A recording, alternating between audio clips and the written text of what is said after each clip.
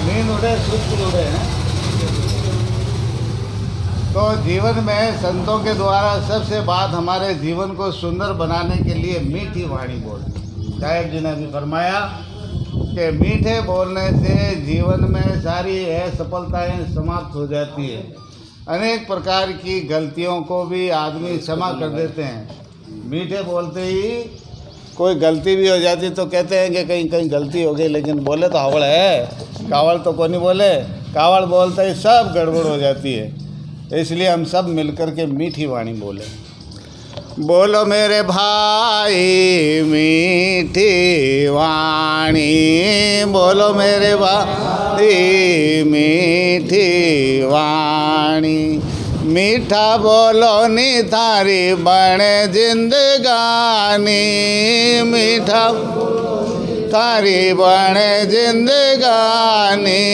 मीठा बोलो नी थारी बने जिंदगानी, मीठा बोलो नी थारी बने जिंदगानी। बोलो मेरे भाई मीठी वाणी, तो मेरे भाई मीठी वाणी।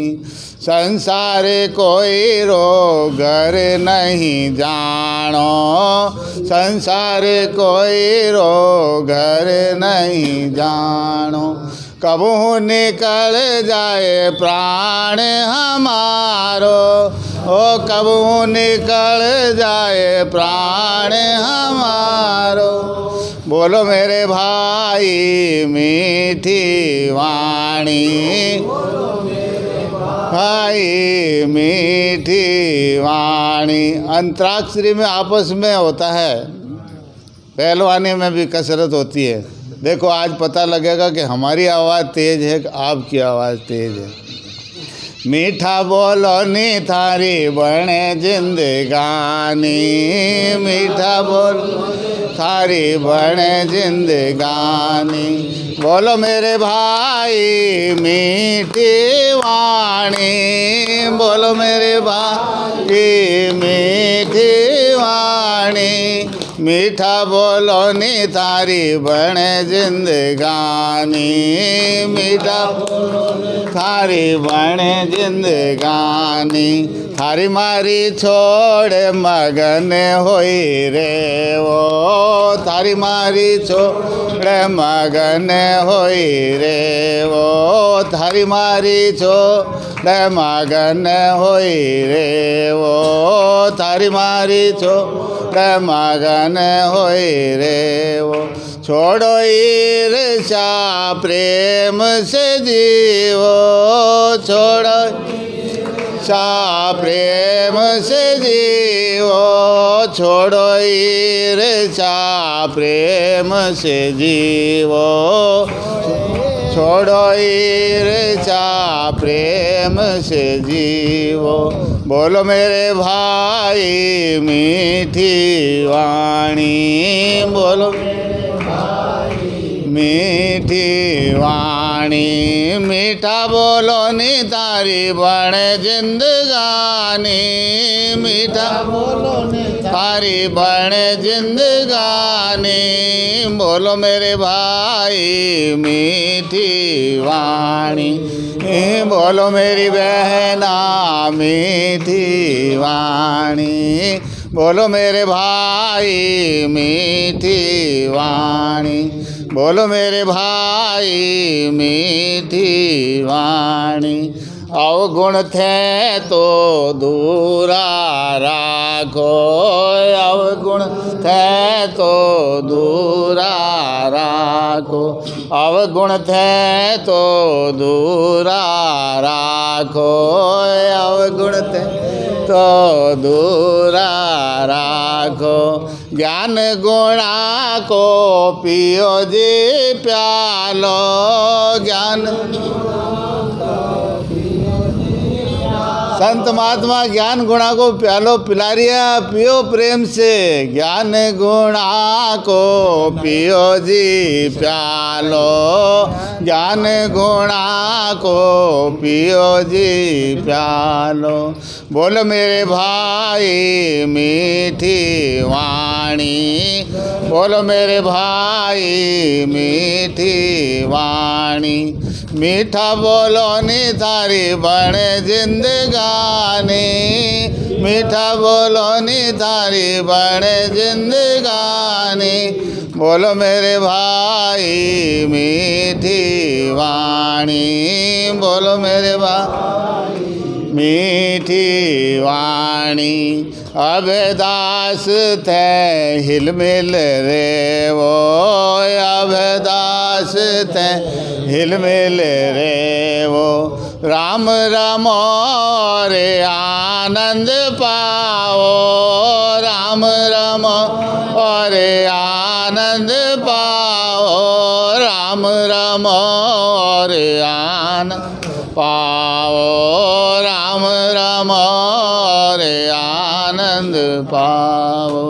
बोलो मेरे भाई मीठी वाणी, बोलो मेरे भाई मीठी वाणी, मीठा बोलो नी थारी बने जिंदगानी, बोलो नी थारी बने जिंदगानी। बोलो मेरे भाई मीठी वाणी, बोलो मेरे भाई मीठी वाणी। बोलो सद्गुरुदेव जी महाराज की, संत समाज की, भक्त समाज की, सतगुरु कबीर साहेब की, अनंत कोटि संत महात्माओं की, अपने अपने माता पिता गुरुदेव की, सत्य सनातन धर्म की, आज के आनंद की। सबको हृदय खुल्लो हुयो थोड़ो। हाँ तो बोलो मेरे भाई मीठी वाणी। मीठी वाणी बोलने से आदमी के जीवन में आर्थिक विकास तो होता ही है, मानसिक विकास भी खूब होता है। और जब आर्थिक विकास होता है तब ही मानसिक विकास होता है। जिसके पास कुछ खाने पीने का साधन नहीं होता तो वो कैसे भजन करेगा, कैसे मन ठीक करेगा। तो मन ठीक करने के लिए भी अर्थ की ज़रूरत होती है, और अर्थ के लिए कोई धन की ज़रूरत होती है। धन कैसे कमाया जाता है, धन कैसे मिलता है? प्रेम से मिलता है, मीठी वाणी से मिलता है। तो संसार में हम देखते हैं कि जो आदमी मीठा और सरलता से बोलता है वो जीवन को सब तरफ से सफल और सुंदर बनाता है। तो मधुर वचन ऐसी औषधि है हमारे जीवन में कि लाख रुपए का हीरा भी हमें सहज रूप में मिल जाता है। इस प्रकार सत्संग चल रही थी, संत महात्मा बैठे थे, सत्संग सुना रहे थे।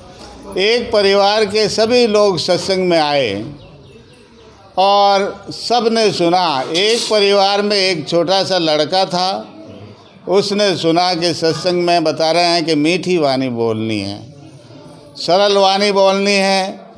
लड़के के घर में बहुत गरीबी थी, माता पिता थे, भाई बहन थे, सब लोग थे, लेकिन आर्थिक स्थिति कमज़ोर थी।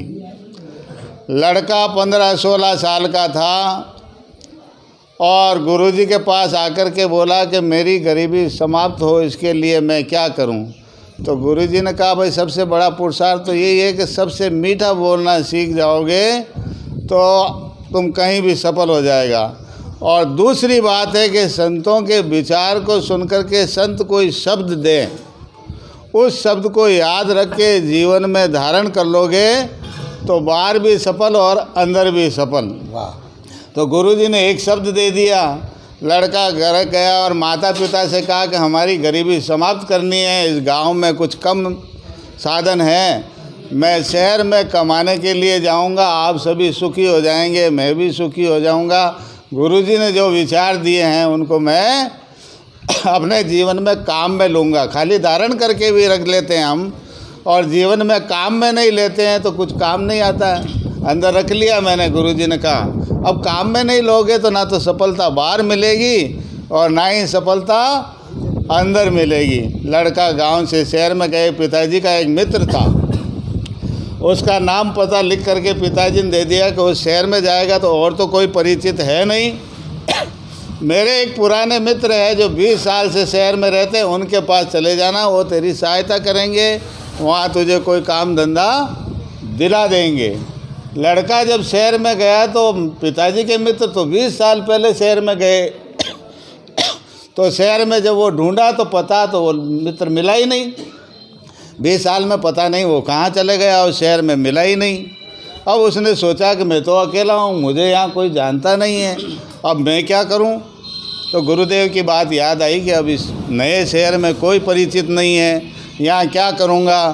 तो गुरुदेव की बात याद आते ही एक धर्मशाला में गया, और तो कहाँ जाए, किसी के घर तो जा नहीं सकते हैं। हम प्रदेश में जाते तो धर्मशाला में, होटल में ठहरते हैं। तो धर्मशाला में गए तो एक बुजुर्ग आदमी जो वहाँ बैठे थे वो धर्मशाला के मैनेजर थे। जाते ही उनके पांव पकड़ करके कहा कि पिताजी आपको खूब प्रणाम, मैं बहुत दूर गांव से आया हूँ, पिताजी ने जो पता दिया वो मिला नहीं है, अब मैं इस शहर में कहाँ रहूँ, कैसे रहूँ। मेरे पास मेरे पिताजी ने थोड़े से पैसे दिए हैं, मुझे धंधा संभालना है, मैं कह रहा हूँ कहाँ रहूँ। आप तो इस धर्मशाला के मैनेजर हैं और मेरे पिता जैसे ही हैं आप तो मैनेजर को नौकरी करते 20 साल हो गए धर्मशाला में, ऐसा कोई व्यक्ति नहीं आया है जो पैर छू करके इस प्रकार पिताजी कहे। उसके हृदय में इतना भाव जगा कि ये तो मेरा बेटा जैसा है, कहीं पता नहीं अगले जन्म में ये बेटा ही था। कि बेटा मैं तेरा पिता हूँ, जब तक तेरे को काम नहीं मिले इसी धर्मशाला में निःशुल्क तुझे भोजन मिलेगा और मेरे कमरे में मैं तुझे सुलाऊंगा। तो एक मीठी वाणी, एक नम्रता से आदमी प्रदेश में भी किसी का प्यारा हो जाता है। अब लड़का मैनेजर साहब के पास में ही रहे, भोजन करे, रोज़ जाए शहर में। अनजान आदमी को कौन काम धंधा दे, कौन देता है। कोई जानकार होने के पता नहीं चोर है, कौन है, कहाँ से आया है, तो विश्वास नहीं करते हैं। रोज़ जाता है, काम मिलता नहीं है, धंधा मिलता नहीं है, सोचता है कितने दिन चलेगा। एक दिन गुरुजी की बात याद आ गई सड़क पर चलते चलते कि गुरुजी ने कहा था कि किसी टाइम में मुश्किल में मरा हुआ चूहा भी काम में आ जाता है। उसने कहा गुरुजी ने ऐसा क्यों कहा कि मरा हुआ चूहा ही काम में आ जाता है। उतने में प्रारब्ध ऐसे बना, प्रारब्ध पहले बना, पीछे बना शरीर। कबीर अचंबा है यही मन नहीं बांधे धीर। जब तक हमारा प्रारब्ध भी नहीं जगता है तब तक न तो धन मिलता है ना आत्मा का ज्ञान मिलता है। तो जैसे ही ऐसे विचार आए गुरुजी के, सड़क पर एक चूहा मरा हुआ दिख गया। उसने कहा गुरुजी ने कहा कि आड़े वक्त में तो मरा हुआ चूहा ही काम में आ जाता। उससे फट से अपनी धोती से एक चिंती फाड़ी, चूहे की पूंछ के बांधा और हाथ में लटका करके ले चला कि गुरुजी ने कहा कि मरा हुआ चूहा ही काम में आएगा। वो मरे हुए चूहे को लिए जा रहा था, सामने से एक बग्गी में मोटी तूंद वाले सेठ जी आ रहे थे। तूंद बहुत मोटी थी, हाथ में थी एक बिल्ली। बिल्ली एकदम छिटकी उछल करके भगी और एक झाड़ी में घुस गई। अब सेठ जी चिल्लाए करे मेरी प्यारी बिल्ली खो गई है, देखो झाड़ी में कोई निकाल के लाओ, कोई निकाल के लाओ। तो बहुत से लोग मिल करके उसको निकाले, जो वो तो झाड़ी में जाए, डरती है बिल्ली। उतने में ही वो लड़का आ गया कि जो भी मेरी बिल्ली को मेरे को देगा उसको एक चांदी का सिक्का दूंगा, लेकिन सब प्रयास किए फेल हो रहे थे। उतने में ही वो चूहा लेके आया। उसने कहा एक चांदी का सिक्का मिलेगा, बिल्ली तो इस चूहे से ज़रूर बाहर आएगी। वो जैसे ही झाड़ी के पास गया, चूहा दिखाया, बिल्ली तुरंत बाहर आ गई। तो मरे हुए चूहे से भी बिल्ली तो बाहर आ ही जाती है। पत्थर के चूहे से नहीं आएगी, लकड़ी के चूहे से नहीं आएगी, पर मरे हुए चूहे से तो आ ही जाती है। तो बिल्ली बाहर आते ही पकड़ा और सेठ जी को दिया।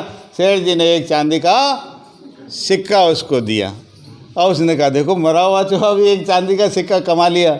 तो गुरुदेव का एक शब्द हमारे जीवन में आमूल चूल परिवर्तन कर देता है। अब वो एक सिक्का लेकर के सोचा कि इतने बड़े शहर में एक चांदी के सिक्के से क्या तो व्यापार करूं, क्या धंधा करूं, क्या काम करूं। तो हृदय में प्रेम और मीठी वाणी के सद्भाव जो सदगुरु ने भरे कि कर भला तो हो भला, कर बुरा तो हो बुरा। उसने कहा एक सिक्का है तो बहुत लोगों का भला हो जाए, ऐसा मैं काम करूं। तो चलते चलते सड़क में देखा कि एक बगीचे में बहुत से मजदूर काम कर रहे थे। खूब ध्यान से आप सुनिए, और संत महात्माओं को आए हैं उनका खूब खूब अभिनंदन है। बोलो संत गुरुजन की, सदगुरुदेव की जय। तो अब वो लड़का जब जाते जाते देखा कि बगीचे में काम कर रहे हैं कुछ लोग, मजदूर लोग 15-20, और उनका पसीना चू रहा है, गर्मी है बहुत तेज़। तो मन में हृदय में भाव आया। सुंदर भाव जब हृदय में आता है तो आदमी को बाहर से और अंदर से सब कमाई शुरू हो जाती है।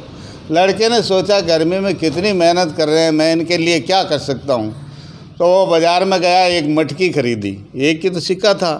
मटकी खरीदी, उसमें ठंडा पानी भरा, जल जीरा की पुड़िया लाए, उसमें मिलाए ठंडा पानी लेकर के, और एक पेड़ के नीचे उस जो मज़दूर काम कर रहे थे वहाँ बैठ करके कहा, भाई लोगों बहुत गर्मी हो रही है, जल पी लो, जल पी लो। तो 15-20 मज़दूर सब जल पीने के लिए आए। करे ये नौजवान लड़का हमें गर्मी में जल पिलाने आया। अब फिर उस जल में देखो जल जीरा बहुत ठंडा ठंडा, सबकी आत्मा तृप्त होगी।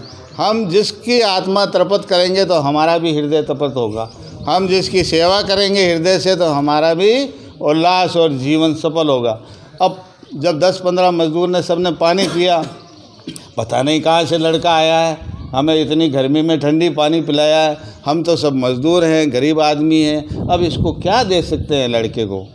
ऐसा विचार करते करते जब उनकी छुट्टी हुई तो उस बगीचे में एक एक फूल तोड़ा उन्होंने, कि पैसे तो है नहीं। कहा लड़के तो बहुत अच्छा है, हमें ठंडा पानी पिलाया, हमारे पास पैसे तो नहीं है, ये एक एक फूल ले लो, कि जो है सो ही दे दो। तो एक एक फूल गुलाब का दिया तो 20 फूल उसके पास में हो गए।